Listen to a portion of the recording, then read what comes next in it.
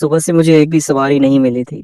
میں نے فکر مندی سے اڈے کی طرف دیکھا تو کانوں میں بیوی کی آواز گونج رہی تھی کہ شام کو کچھ لیتے آئیے گا، آج ہماری بیٹی عائشہ نے پہلا روزہ رکھا ہے۔ اتنے میں ایک بوڑھی عورت میرے رکشے کے پاس آ کر بولی، بیٹا مجھے گھر چھوڑ دو گے؟ وہ بہت غریب عورت لگ رہی تھی۔ دل میں خیال آیا کہ اسے چھوڑ دیتا ہوں، کیا پتا اس کی دعاؤں سے کوئی سواری مل جائے۔ جیسے ہی میں نے اس کے دروازے پر اتارا اور واپس پلٹا تو سامنے کا منظر دیکھ کر میرے ہوش اڑ گئے۔ رمضان کا مہینہ تھا، لوگوں کے گھروں میں طرح طرح کے پکوان تیار ہو رہے تھے، مساجد میں چراغوں اور محفل تراویح کی تیاریاں ہو رہی تھیں۔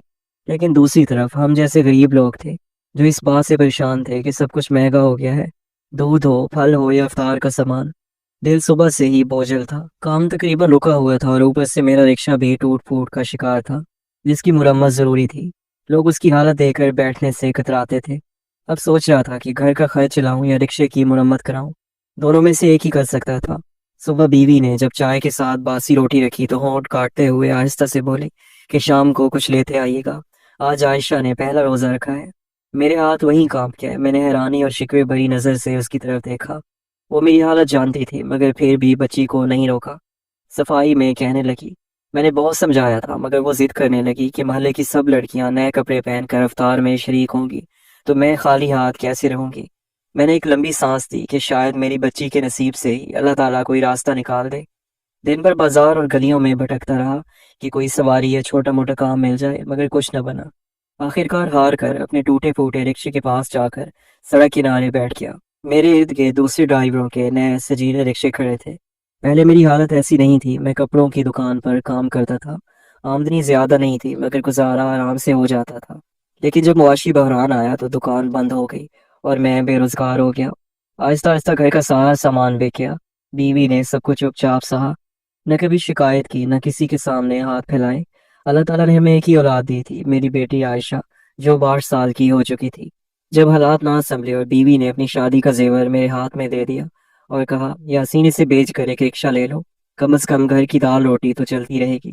میں نے شکر گزار نظروں سے بیوی کو دیکھا اور زیور بیچ کر ایک پرانا رکشہ خرید لیا۔ پچھلے 1.5 سال سے رکشہ چلا رہا ہوں مگر اخراجات پھر بھی پورے نہیں ہو پاتے۔ بیٹی کو پرائیویٹ اسکول سے نکال کر سرکاری اسکول میں داخل کرایا ہے۔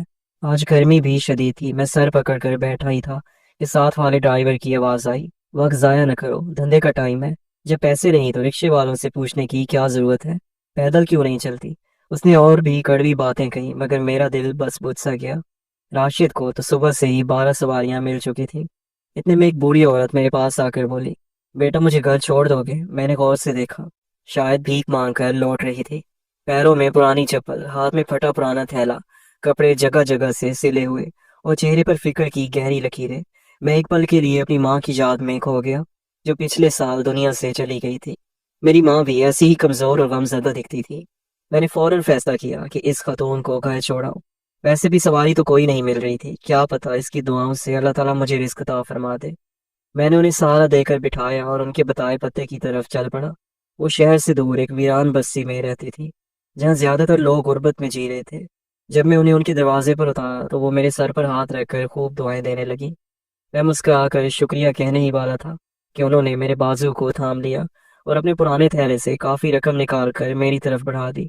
میں حیرانی سے انہیں دیکھنے لگا اور انکار کے لیے سر ہلایا تو وہ مسکرا کر بولی، بیٹا میں جانتی ہوں کہ تم بھی پریشان ہو، شام کا وقت ہونے والا ہے، تھوڑی دیر میں اذان مغرب ہوگی، لگتا ہے تم بھی روزے سے ہو۔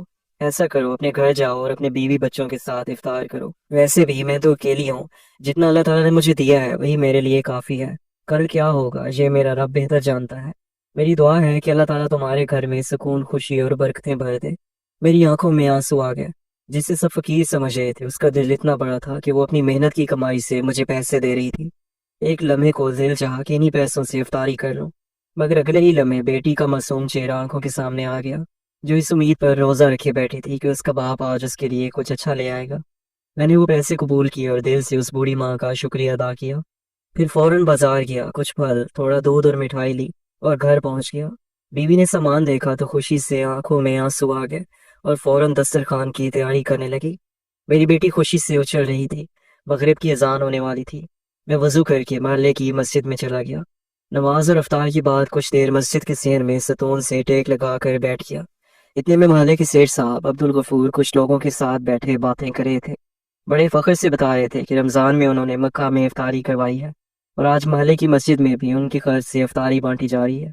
میں نے حسرت سے ان کی طرف دیکھا اور سوچا کاش سیٹھ صاحب کو یہ احساس ہوتا۔ کسی محلے میں کئی ایسے غریب گھر ہیں جو اصل میں ان کے خرچ کے زیادہ حقدار ہیں۔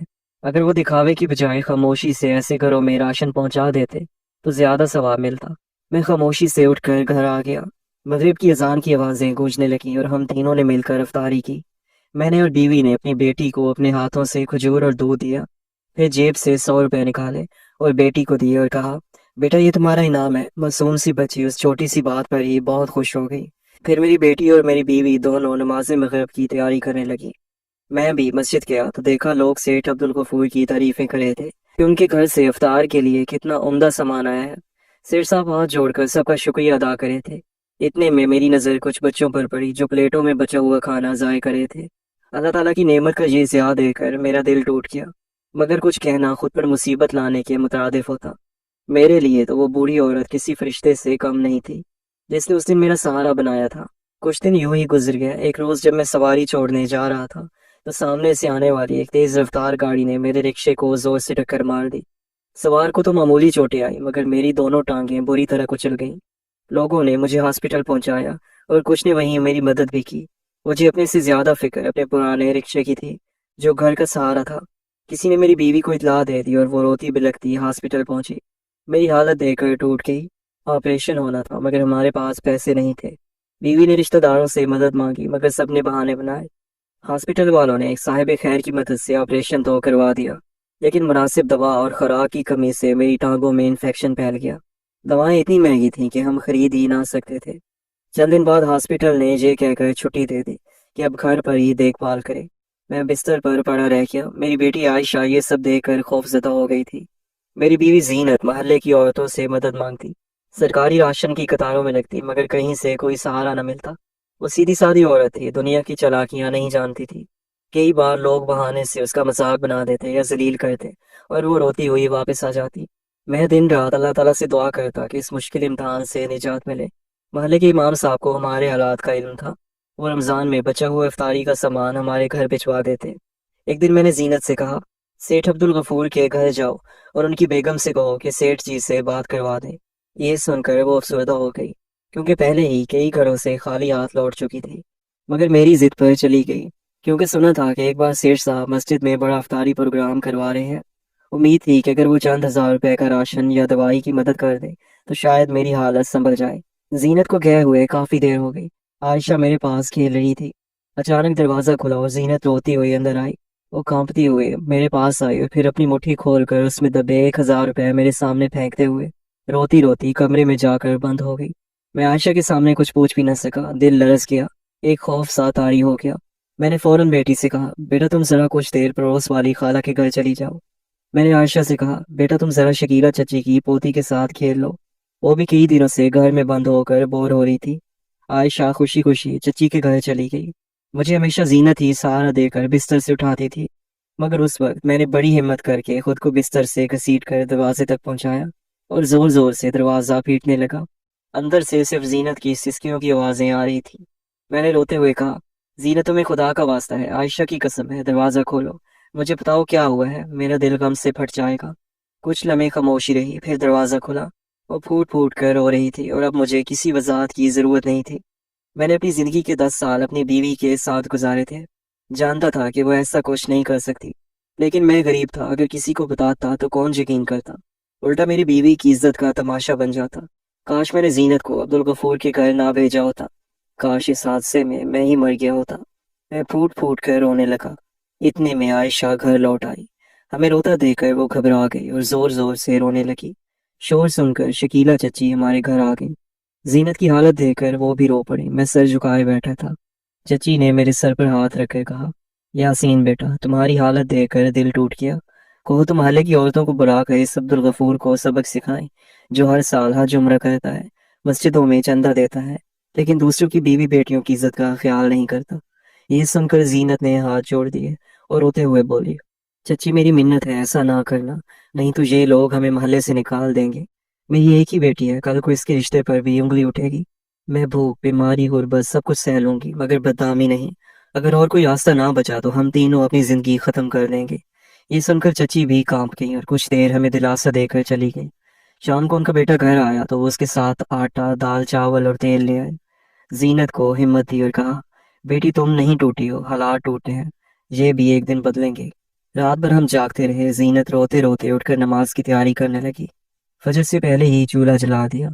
عائشہ سو رہی تھی اور میں بستر پر بیٹھا ایک پتھر کی طرح خاموش تھا۔ زینت میرے پاس آ کر چائے رکھی اور بولی، یاسین یہ چائے پی لو، تمہاری خاموشی مجھے مار ڈالے گی، کچھ تو کہو۔ میں نے اپنی بیوی کی طرف دیکھا جس نے میری وجہ سے اپنی عزت گنوا دی تھی۔ میں کیسا شوہر تھا کہ وہ میرے ہوتے ہوئے بھی محفوظ نہ رہی۔ میں نے اس کا ہاتھ پکڑ کر کہا، زینت میں تمہارے بارے میں کچھ غلط نہیں سوچ رہا، میں اپنی بے بسی پر شرمندہ ہوں، کاش تمہیں وہاں نہ بھیجتا۔ ہم دونوں خاموش بیٹھے رہے۔ اتنے میں مسجد سے اذان کی آواز آنے لگی۔ میں نے دل میں ایک فیصلہ کر لیا کہ اب مجھے کیا کرنا ہے۔ اگلی صبح میں نے عائشہ کو شکیلا چچی کے پاس چھوڑا اور کہا کہ میں ہسپتال جا رہا ہوں، لمبی لائن ہوتی ہے، شاید دیر ہو جائے۔ چچی نے خوشی سے عائشہ کو رکھ لیا۔ زینت بالکل خاموش تھی۔ میں اس کی مدد سے رکشے میں بیٹھ گیا۔ ہماری منزل شہر کا ایک بڑا چوراہا تھا جہاں کئی لوگ سڑک کنارے بھیک مانگتے تھے۔ ہم وہاں پہنچے تو زینت حیرت سے مجھے دیکھنے لگی اور پھر خاموش ہو گئی۔ میری حالت سب کے سامنے تھی، بگڑتی طبیعت، زخم اور پرانی پٹی سے بہتا خون۔ ہم دونوں کچھ دیر سر جھکائے بیٹھے رہے۔ لوگ ہمارے آگے رکھی چادر پر پیسے ڈالنے لگے۔ زینت شرم سے زمین میں گڑ جانا چاہتی تھی۔ میں نے خود اپنے ہاتھ پھیلا دیے تھے۔ ہم دونوں خاموش تھے۔ شام ہونے تک ہمیں امید سے زیادہ پیسے مل گئے۔ کسی عزت دار انسان کے لیے یہ لمحہ بہت کڑا ہوتا ہے جب اسے ہاتھ پھیلانا پڑ جائے۔ کسی کے سامنے ہاتھ پھیلانا بہت کڑوا گھونٹ ہوتا ہے، لیکن یہ ہماری مجبوری تھی۔ کل تک جو لوگ روکھی سوکھی روٹی کھا کر گزارا کر لیتے تھے، آج حادثے کے بعد بیکاری بن گیا تھے۔ مگر یہ کم از کم کسی درندے کے ہاتھوں اپنی عزت کمانے سے ہزار درجے بہتر تھا۔ ہم خاموشی سے اپنے محلے واپس لوٹ آئے۔ شکیلا خالہ ہمارا انتظار کر رہی تھی۔ زینت عائشہ کو اپنے ساتھ لے آئی۔ کافی عرصے بعد ہمارے پاس اتنے پیسے تھے کہ ہم جی بھر کر کھانا کھا سکیں، اور تھوڑا بہت بچ بھی کیا۔ کبھی ہم عائشہ کو شکیلا خالہ کے پاس چھوڑ دیتے اور کبھی اسے ساتھ لے جاتے۔ مجھے معلوم تھا کہ اس سب کا میری بیٹی کے ذہن پر برا اثر پڑے گا، لیکن زینت نے اسے سمجھا دیا تھا کہ وہ اس بارے میں کسی سے کچھ نہ کہے۔ ایک دن ہم تینوں، یاسین، زینت اور عائشہ، فٹ پاتھ پر بیٹھے تھے کہ اچانک ایک کار آ کر رکی۔ اس میں سے جو شخص اترا اسے دیکھ کر میرے چہرے پر شکنیں پڑ گئی، کیونکہ وہ عبدالغفور کا بڑا بیٹا تھا۔ وہ شاید کسی کام سے وہاں آیا تھا۔ اترتے ہی اس نے اپنے موبائل سے میری اور زینت کی تصویریں بنانا شروع کر دی۔ وہاں موجود لوگوں نے اسے روکنے کی کوشش کی تو وہ بحث کرنے لگا اور بولا، یہ آدمی ہمارے محلے کا ہے، محلے والے اس کی بہت مدد کرتے ہیں، میرے والد نے خود اس کی بیوی کے علاج کے لیے پیسے دیے تھے، لیکن یہ آدمی جان بوجھ کر یہاں بیٹھ کر بھیک مانگتا ہے تاکہ بھیک کو دھندا بنا سکے۔ اس کی باتیں سن کر کچھ لوگ ہمیں برا بھلا کہنے لگے اور کچھ اسے روکنے کی کوشش کرنے لگے۔ لوگوں نے سمجھا بجا کر اسے وہاں سے ہٹا دیا، مگر اب لوگ ہمیں شک کی نگاہ سے دیکھنے لگے۔ میرے پاس اپنی ساری میڈیکل رپورٹس تھیں۔ میں نے وہاں کھڑے لوگوں سے کہا، میں شوق سے بھیک نہیں مانگ رہا، اگر کبھی محلے والوں نے ہماری مدد کی بھی تو اس کے بدلے میں میری بیوی اور بیٹی کے ساتھ ان کا رویہ انتہائی برا رہا۔ اگر میں نے اپنے آپریشن کے لیے پیسے جمع نہ کیے تو میری دونوں ٹانگیں کاٹنے کا خطرہ ہے۔ میں چاہ کر بھی وہاں موجود لوگوں کو یہ نہیں بتا سکا کہ جس شخص نے ابھی ابھی ہماری بے عزتی کی ہے، اس کے والد عبدالغفور نے میری بیوی کے ساتھ کیا سلوک کیا تھا۔ اسی دوران وہاں ایک اور گاڑی رکی۔ اس میں سے ایک نوجوان عورت اتری۔ وہ وہاں کھڑے لوگوں سے کہنے لگی کہ کیا تماشا بنا رکھا ہے آپ لوگوں نے ایک غریب کی مجبوری کا، ہٹ جائیے یہاں سے۔ اس کی بات سن کر سب لوگ چلے گئے۔ وہ عورت زینت سے کہنے لگی، مجھے یہاں آپ کی مدد کرنے کے لیے کسی نے بھیجا ہے، آئیے میرے ساتھ چلیں۔ اس کی یہ بات سن کر میں اور میری بیوی ایک دوسرے کی طرف دیکھنے لگی اور پھر ہم اس کے ساتھ چل پڑے۔ اس کی گاڑی ایک بڑے بنگلے کے سامنے جا کر رکی۔ ہم تینوں حیران پریشان اس شاندار بنگلے کو دیکھنے لگے۔ جب ہم اندر پہنچے تو وہاں ایک بوڑھی عورت بیٹھی ہوئی تھی۔ اسے دیکھتے ہی میں جیسے سکتے میں آ گیا۔ یہ تو وہی نہایت غریب عورت تھی جو ایک دن بھیک مانگنے کے بعد میرے رکشے میں بیٹھی تھی اور جس نے مجھے خاصے پیسے دیے تھے اور کہا تھا کہ چند دنوں میں تمہاری زندگی بدل جائے گی۔ وہ بوڑھی عورت مسکراتے ہوئے اٹھی اور میرے سر پر ہاتھ رکھ کر اس عورت سے بولی، ماریا بیٹی، یہی ہے وہ نوجوان جس نے اس دن مجھے گھر پہنچایا تھا۔ وہ عورت جس کا نام ماریا تھا، اسے ہمارا شکریہ ادا کیا اور جو بات ہمیں بتائی اسے سن کر میرے قدموں تلے زمین نکل گئی۔ دراصل وہ بوڑھی عورت کوئی بھکارن نہیں تھی، بلکہ اس کے سوتیلے بیٹے نے شوہر کی وفات کے بعد اسے ہر چیز سے بے دخل کر کے گھر سے نکال دیا تھا۔ اسی وجہ سے وہ کسی چوراہے پر بھیک مانگنے پر مجبور ہو گئی تھی اور پھر اپنے پرانے مکان میں جا کر رہتی تھی۔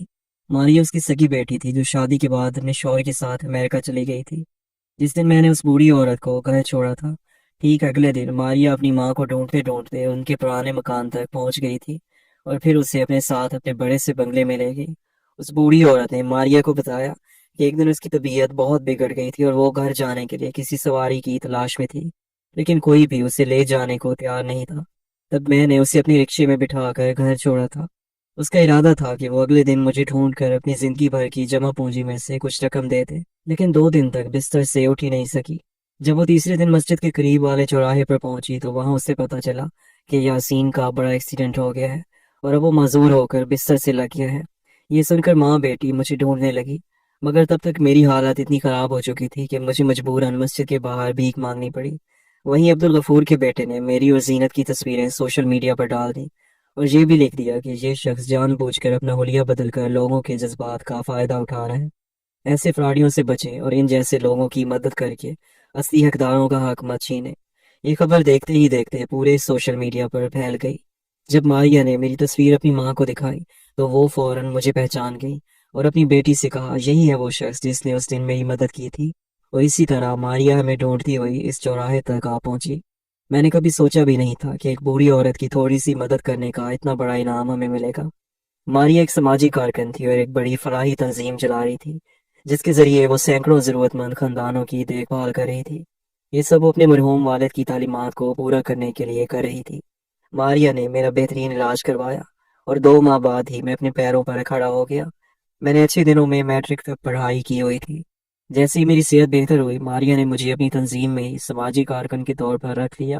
میری بیوی زینت نے بھی ماریا کے گھر میں نوکری کر لی اور اب اس کی بوڑھی ماں کا خیال رکھتی تھی جس کا نام سرفازاں بی بی تھا۔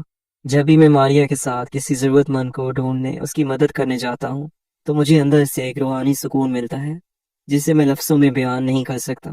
اگر وہ لوگ جنہیں اللہ تعالیٰ نے دولت دی ہے ضرورت مندوں کا خیال رکھنا شروع کر دیں تو نہ کوئی بھوکا سوئے گا اور نہ ہی کوئی مجبوری اپنی لاچاری میں جان دے گی۔ برا وقت ایک ایسی آزمائش ہے جو بڑے بڑے لوگوں کو بھی جھکا دیتی ہے۔ اسی طرح 5 سال گزر گئے۔ میری بیٹی عائشہ 12 سال کی ہو چکی تھی اور ایک بہترین اسکول میں پڑھ رہی تھی۔ ایک دن ہمیں خبر ملی کہ کچھ نالائق بیٹوں نے ایک بزرگ کو کچرے کے ڈھیر پر پھینک دیا ہے۔ مقامی لوگوں نے ہماری تنظیم کا نمبر ڈھونڈ کر ہمیں اطلاع دی۔ میں اپنے 2 ساتھیوں کے ساتھ ایمبولینس میں اس جگہ پہنچا۔ جب ہم نے کچرے کے ڈھیر میں لپٹے اس بیمار اور بے ہوش بزرگ کو دیکھا، اسے سیدھا کیا تو میری روح کانپ گئی۔ وہ کوئی اور نہیں بلکہ ہمارے محلے کا وہی ظالم شخص عبدالغفور تھا جسے سب سیٹ صاحب کہہ کر بلاتے تھے۔ اللہ تعالیٰ کی عدالت نے اپنا فیصلہ سنا دیا تھا۔ مجھ پر، میری بیوی پر اور نہ جانے کتنے مجبوروں پر ظلم کرنے کا انجام عبدالغفور کو اسی دنیا میں مل چکا تھا۔ میری آنکھوں میں آنسو آ گئے۔ میں تو ایک غریب اور لاچار انسان تھا، بدلہ نہیں لے سکا، لیکن اللہ تعالیٰ کی عدالت میں انصاف ہو چکا تھا۔ یہ کہانی ہمیں یہ سبق دیتی ہے کہ کبھی بھی کسی کی مدد کرنے سے پیچھے نہ ہٹے، کیونکہ ایک چھوٹی سی مدد بھی کبھی کبھی بہت بڑا انعام بن کر لوٹ سکتی ہے۔ اور جو لوگ دوسروں پر ظلم کرتے ہیں انہیں اللہ تعالیٰ کی عدالت میں ایک نہ ایک دن ضرور انصاف کا سامنا کرنا پڑتا ہے، چاہے دیر سے ہی کیوں نہ ہو۔ دوستو، تو کیسی لگی آپ کو ہماری آج کی یہ سٹوری؟ کمنٹ سیکشن میں لازمی بتائیں، اور اگر اچھی لگی تو ویڈیو کو لائک ضرور کریں۔ چینل پر نئے ہیں تو ہمارے اس چینل شایان سٹوریز کو سبسکرائب کر دیں۔ ملتے ہیں کل ایک نئی اور انٹرسٹنگ سٹوری کے ساتھ، تب تک کے لیے اللہ حافظ۔